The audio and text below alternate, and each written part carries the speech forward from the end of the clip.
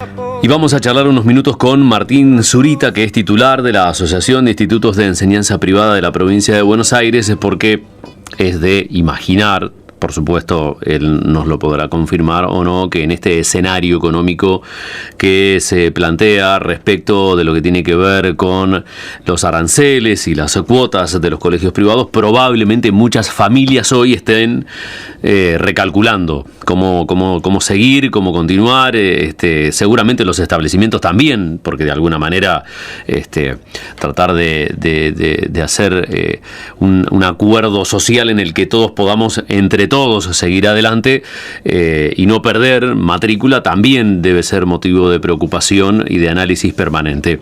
Martín, muy buenas tardes. María Julia Caro y Alejandro Eurot, los saludamos desde aquí, desde LU6 y Radio Atlántica en Mar del Plata en marca registrada. ¿Cómo va? Hola, buenas tardes. ¿Cómo están ustedes? Muy bien. Muchas gracias por permitirnos charlar estos minutos. Martín, ¿cómo atraviesa la educación privada este escenario respecto de las matrículas? Bueno, Alejandro, nosotros en el mes de noviembre hicimos un relevamiento, fines de noviembre, principios de diciembre, donde veíamos que no había movimiento de éxodo a escuelas del Estado, pero que sí dentro de la escuela privada veíamos que se registraba un movimiento de escuelas de cuota más alta, cuota media, de cuota media, cuota baja. Pero claro. Esta era la foto del año pasado, estamos hablando... En noviembre, claro. En noviembre, claro.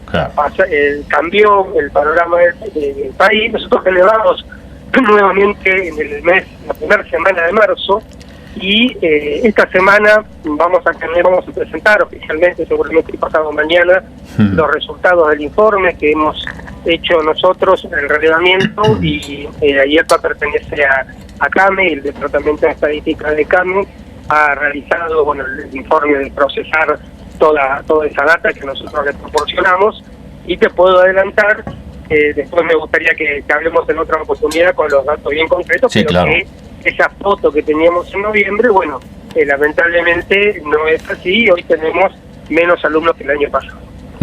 Y en términos porcentuales, por supuesto, siempre, hasta tanto tengamos la información cierta o certera, en realidad, por así decirlo, ¿de qué porcentajes estamos hablando? No, por eso no te puedo dar el porcentaje ahora, porque vamos a presentarlo. Yo vi los resultados aquí preliminares, una vista rápida, pero sí te digo que hay menos matriculación en todos los niveles, pero sobre todo en el nivel inicial, tanto sea jardín maternal como jardín de infantes, donde de cada 3 jardines hay 2 que han manifestado pérdida de matrícula, con lo cual es muy preocupante, porque en ese nivel se suma a la baja de natalidad que hubo en los últimos años, claro. Y que también efectivamente hace que haya menos niños, y por lo tanto eso se ve reflejado tanto en la gestión estatal como en la privada. Sí. Pero bueno, nosotros el agregado es que de alguna manera, recordar, hemos hablado de una oportunidad el año pasado, nosotros veníamos advirtiendo la situación de crisis en que se encontraba el sector, y bueno, la situación económica, por supuesto que es un punto importante a tener en cuenta, sobre todo cuando las cuotas de los colegios privados han aumentado consecutivamente en el año 2022, todos los meses, y también en el año 2023. Y no va a ser la excepción este 2024, ya que estamos atados a el resultado de las negociaciones salariales del personal, y de hecho esta semana se anunció un aumento del 13,5% para el personal de la provincia de Buenos Aires, en los que están incluidos los docentes, y por supuesto que eso se va a tener que trasladar a la cuota de... Claro, es que es un efecto dominó. Lamentablemente una cosa va inexorablemente llevando a la otra, porque por otra parte, aquellos nichos de instituciones privadas de los niveles más altos desde el punto de vista económico, en general, difícilmente tengan este impacto, tanto como sí sucede probablemente en un universo enorme de institutos privados que tienen o contaban supongo, cuentan con subsidio del Estado que permiten que esas matrículas para lo que es la clase media trabajadora sean establecimientos accesibles y no necesariamente tener que desembarcar en la escuela pública, que por otra parte hoy también se encuentran con la imposibilidad de poder absorber toda esa masa crítica de chicos que por ahí ya no pueden continuar en la educación privada y necesariamente tienen que buscar un espacio en la pública. Bueno, vos tocaste dos temas que son cruciales, ¿no? Uno es el empobrecimiento de la clase media, sobre todo de la clase media trabajadora, que es justamente quien más envía a sus hijos a las escuelas privadas que tienen aporte y por lo tanto cuotas accesibles, ¿no? Pero que también esas cuotas se están haciendo difíciles de pagar, porque no te aumenta solamente la escuela privada, sino todos los valores de la economía, ¿no? Claro. Sobre todo si tenés varios hijos, imagínate, es realmente una situación compleja. Y por otro lado, nosotros estamos esperando el anuncio que se hizo desde el gobierno nacional para ayudar justamente a estas familias, claro, es para cierto, que tener un dinero que va a ir directamente a la familia y justamente está destinado para poder pagar las cuotas en un contexto donde se le complica justamente a este sector, ¿no?, poblacional. Martín, permítame sumar a Julia, que la tenemos aquí en el estudio, por favor. Hola Martín, un gusto, buenas tardes. Buenas tardes, Julia. Y quería consultar si necesita un mínimo cada sala para no cerrar justamente esa sala, ese grado, si cada establecimiento necesita un mínimo en la matrícula. Sí, nosotros el año pasado, recordá, Julia, que hablamos de las 30 escuelas que tenían posibilidad de cerrar y que lamentablemente este año cerraron, pero también hay otra realidad que muchas veces no aparece, pero hay escuelas que no cierran la escuela, pero cierran cursos, el año, claro, secciones o salas. Y justamente en este relevamiento que vamos a presentar pasado mañana con CAME, aparece esto que vos mencionás, que es el que no llegan a cubrir el mínimo de alumnos. Se requiere, por ejemplo, para el aporte estatal un mínimo de alumnos de 20.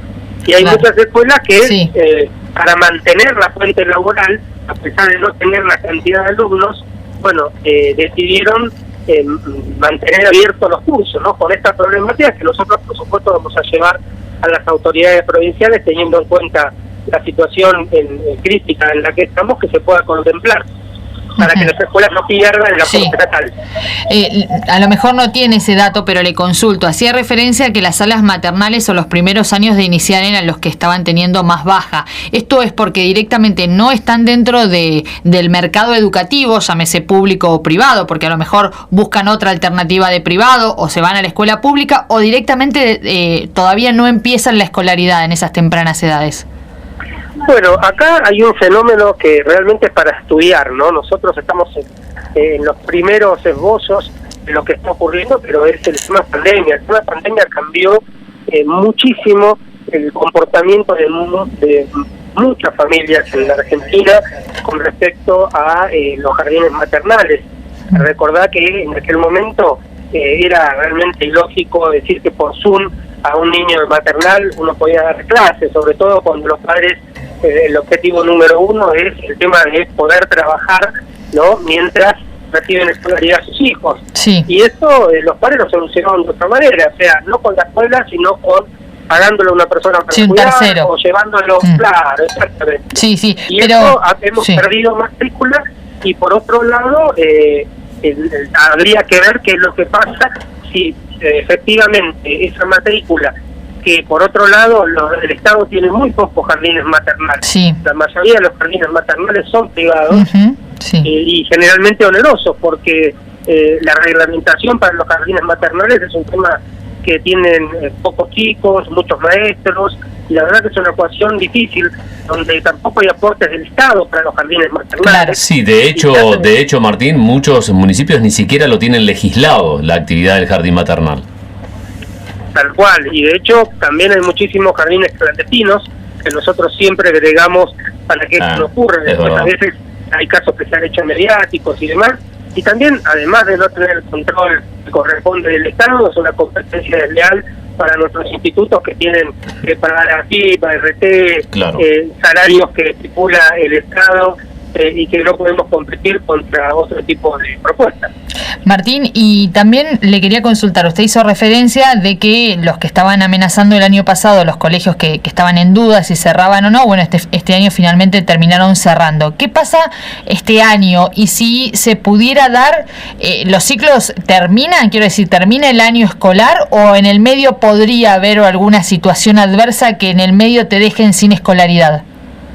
Mira, generalmente la escuela es muy particular, es un servicio muy particular y siempre, salvo raras excepciones, pero siempre se termina el ciclo porque hay una responsabilidad con la comunidad, ¿no? Claro. O sea, no es, no sé, como otros ramas, no quiero nombrar ninguna. Sí, que vos podés cortar el servicio, no sé, en junio, pero claro, acá le estás cortando la escolaridad al chico. Exacto. Entonces, hay particularidades que tiene la escuela, que no la tienen otros servicios, y bueno, entonces en ese sentido es muy raro y muy difícil que ocurra en el medio del año, pero que lamentablemente si la situación no cambia y tenemos las problemáticas que muchas escuelas nos están manifestando, bueno, lamentablemente a fin de año tal vez tengamos que lamentar muchas escuelas que no abran en el 2025 como ocurrió en el 2024.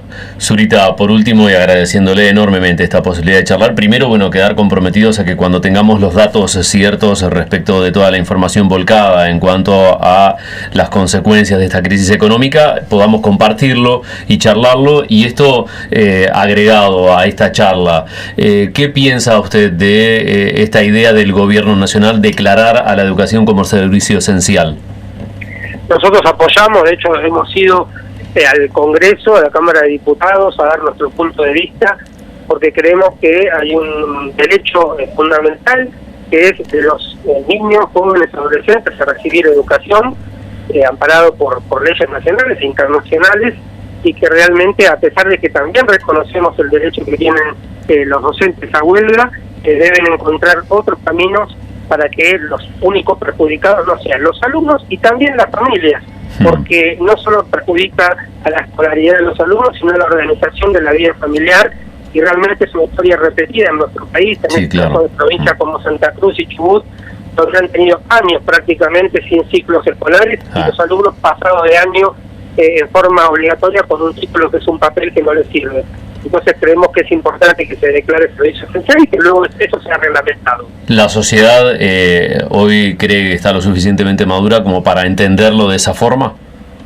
Yo creo que sí, porque se deben buscar formas alternativas. No puede ser que se mezcle lo político, ¿no?, con estas cuestiones. De hecho, si vos te fijas en la historia de los paros, bueno, hay muchos componentes políticos en la cantidad de paros que se hacen a cada gobierno, y es una herramienta que realmente debe haber otras maneras de desdibujado, consensos, a diálogos, claro, y que no sea siempre aceptar, que en definitiva, nosotros como educación privada, vos sabés muy bien, es que no paramos, o sea que es muy mínimo el porcentaje de adhesión de los docentes al paro. Lamentablemente se perjudica la gestión estatal, pero la educación somos todos y por eso nosotros defendemos que todos los chicos en Argentina tengan clases todos los días. Sí, alguna vez intentamos dar ese debate aquí al aire en la radio respecto de qué prima, si el derecho del niño a educarse o el del derecho del trabajador a la huelga, al reclamo, a la visibilización del conflicto, y bueno, fue un interesante debate que se dio al aire en aquel momento. Probablemente como sociedad también nos debamos dar esa discusión sin mezquindades, despojándola de muchas cuestiones ideológicas, pero también garantizando ni resignar muchas veces cuestiones que tienen que ver con el mundo del trabajo, en el que a veces, si no es de esta forma, lamentablemente no hemos encontrado por lo pronto otra manera de hacerlo.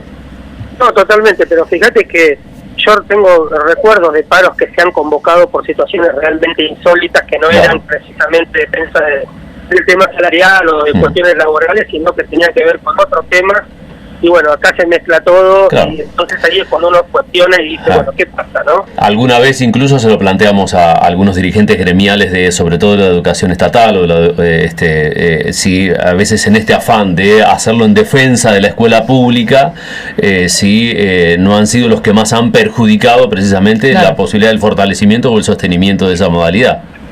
Sin ir más lejos, el 8 de marzo hubo muchísimas escuelas en la provincia de Buenos Aires que estuvieron cerradas, sí, ¿no? Es una cosa que no se puede creer porque no había suspensión de clases formal de parte del gobierno bonaerense. Sí, por el paro de mujeres, dice usted. Exactamente, es una cosa que vos decís, no puede ser. Bueno, alguna vez lo dijimos, incluso hasta en este tipo de cuestiones, si no sería mucho más productivo y saludable para una sociedad que intenta prosperar y debatir, si no haber generado una jornada o un día de concientización, de trabajo, de debate, en ese contexto, en ese marco, dentro de las aulas, con todo el alumnado inclusive.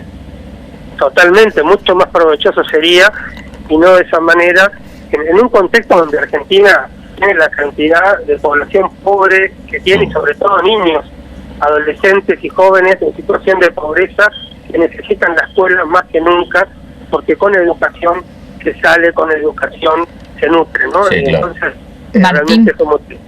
en esto que nos decía que es bastante particular el tema de la escuela privada, le quería preguntar qué pasa cuando un padre no llega a pagar, ¿no? Las cuotas, ¿no? Porque está claro que al chico no lo podés dejar afuera del aula y del servicio educativo. Entonces, ¿qué hace ahí el servicio? ¿Qué hace el establecimiento?